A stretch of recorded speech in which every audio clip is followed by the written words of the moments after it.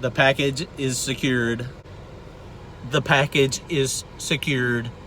We've got race car parts. All right, guys, so we made it. Got all my parts in. Block is done, crank is done. Put a sleeve in one of the holes, number 6. So everything turned out pretty good on that. Looks good, looks like it's a jam-up job. We did have another cylinder that was a little damaged, but we found that after the fact, and he didn't have any more sleeves, so we're going to let it roll. We got 4. We're halfway with sleeving the block. 4 of the holes have been done, so we got 4 that are not. So next time we have the motor out, that one that's got a little bit of damage down at the bottom, we're going to go ahead and sleeve that one. Crankshaft turned out phenomenal. He did have to turn it. It was bent just a tad on that journal that got hot. It was bent about 12 thousandths. He was able to get it straightened back out. We got it to about 4 thousandths, and then he ground the rest out. It's dark. The power just went out. Is that a sign I should not be working on my motor tonight? Okay, let's see if I can get out of here. Okay, so I'm back, got the power back on. You can see this is the cylinder they had to do the sleeve in. And this thing is bad to the bone. You know, and it stopped just a little short here, but it didn't come out at the top. That's exactly what he wanted it to do. I mean, when you look down in there, you can't really see it. Sleeve is like 60 thousandths or 90 thousandths thick, so it's in good shape. That's the spot. It's got the little spot in it, but it's mostly down at the bottom. I mean, the oil rings will probably be in it. It'll be fine. So the block is ready to be reassembled. I am waiting on my primer, which of course I had to order it from Summit Racing. I didn't do my due diligence when I was looking at it, so I did not get it while I was there. They had it in stock, but instead I got to pay shipping. I just reinstalled the O-rings on the block.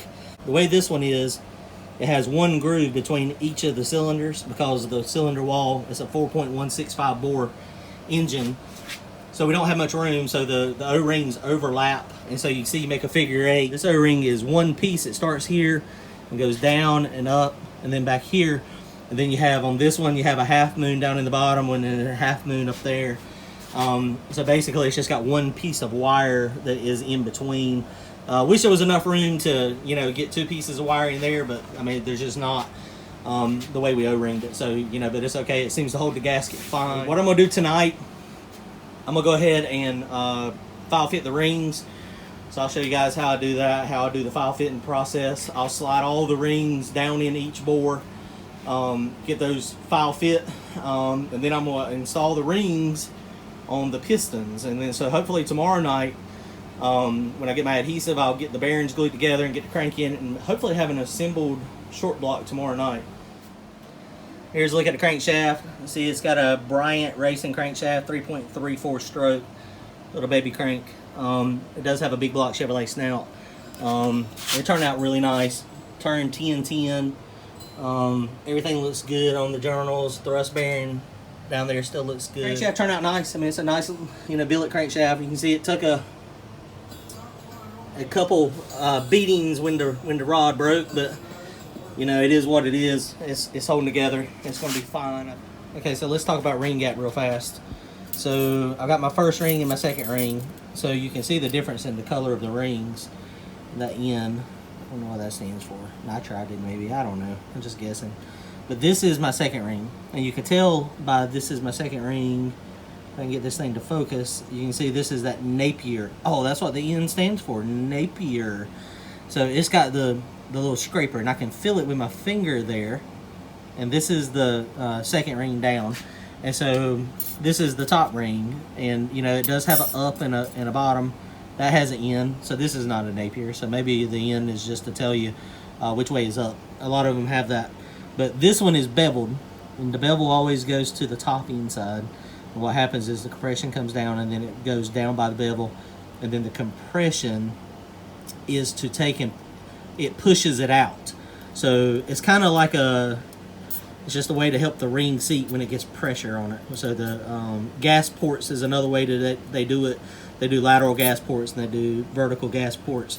But all rings have the ability for a little bit of compression to get back behind it it hits the top, goes down, and springs it out so it gets a better bore. So let's talk about ring gap for a second. So my bore is a 4.165, and there's a couple different formulas people use.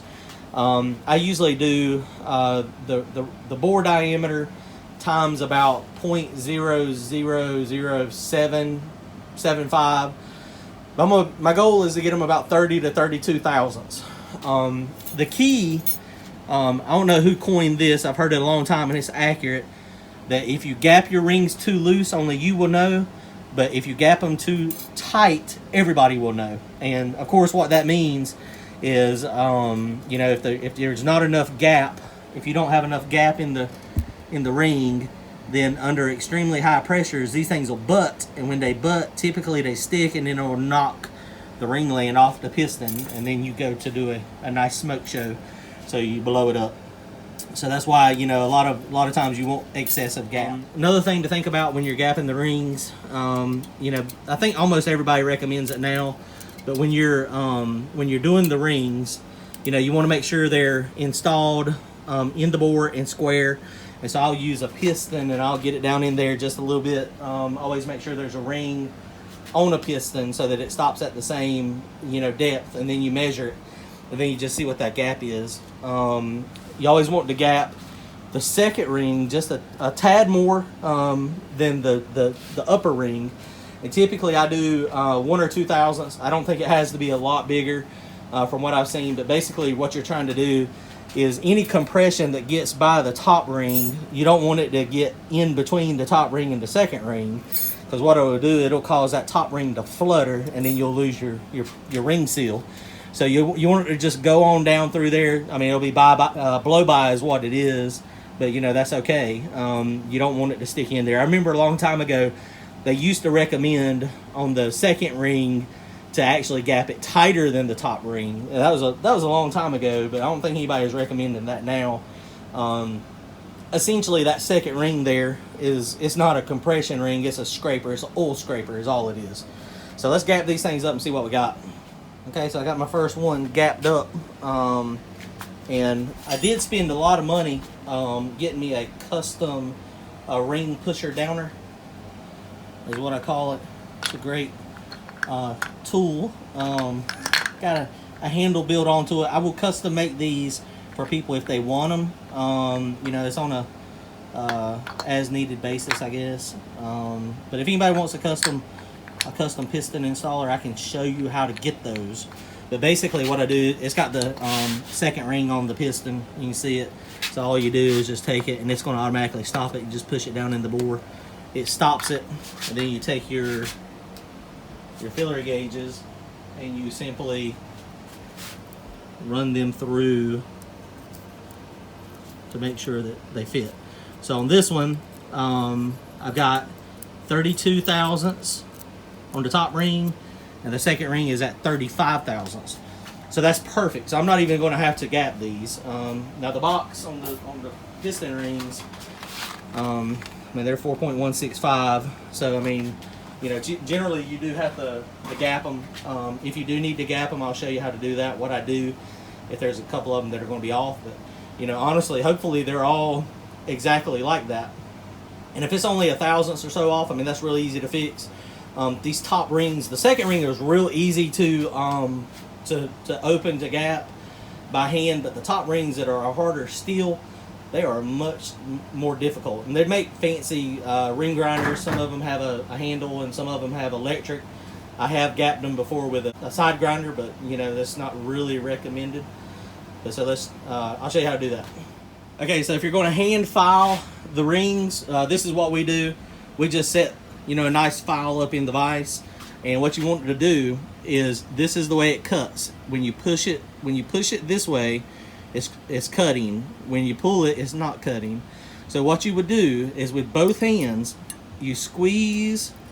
Very difficult to do with the camera, but so you got one hand on each side, you squeeze it together, and then you push it, and that's cutting. And then you release the tension and you come back, and then you go, and you can count the number of strokes. And you always want to push and then, you know, sometimes you have to deburr this part in the piston. But these things will, I mean, they're pretty easy. They'll file down pretty easy, and you can get, the first one is usually the most difficult. Once you get the first one done, you can count the number of strokes that you push on it, and as long as you got the same tension, it'll file about the same to get you close. And then once you get close, then you start having to do it individually. Okay, let's see. I'm hoping I'm not going to have to file any, so let's see if we're lucky or not tonight.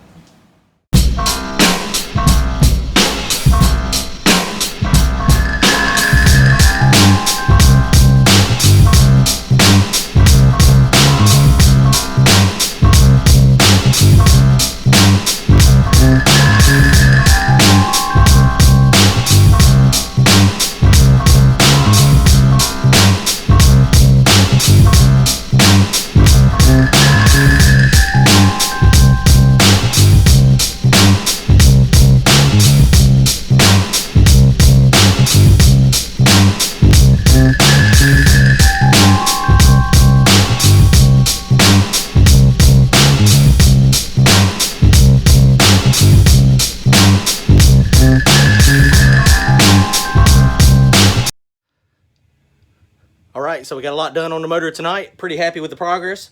Got all the rings gapped. You can see those were a little challenging. What was interesting, last time I built the motor, the 4165 rings were not available.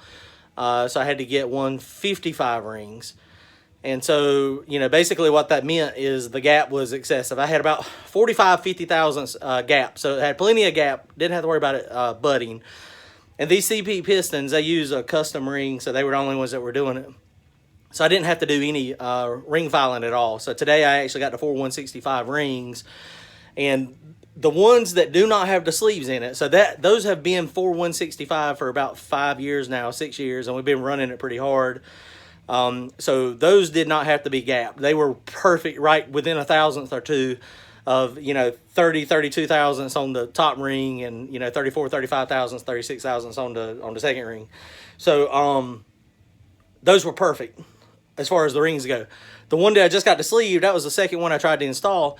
That was a lot more difficult, and I guess because it's a very fresh cylinder. It's perfect with a 4.165 bore, exactly what it should be.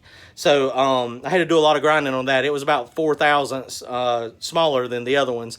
Second ring grinds, again, real easy. That top ring is a bear. I ended up having to use my side grinder with an old worn out flap disc on it. I think it was 120 grit.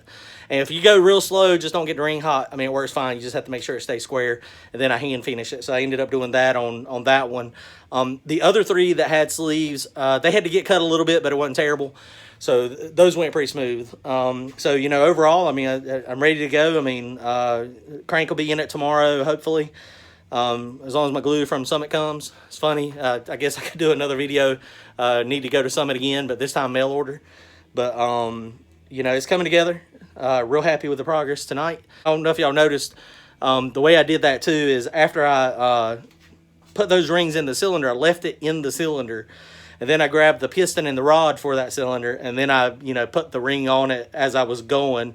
And then I slid the, you know, the pistons back in the holes. Of course, my pistons and rods are numbered, so we know where they're going to go. So now I know 100% the rings that were gapped for that cylinder are on the right piston. Please like, comment, and subscribe. Hit that bell at the bottom. That way you'll get the notifications when I do more videos. See y'all next time. Go fast and get some win likes.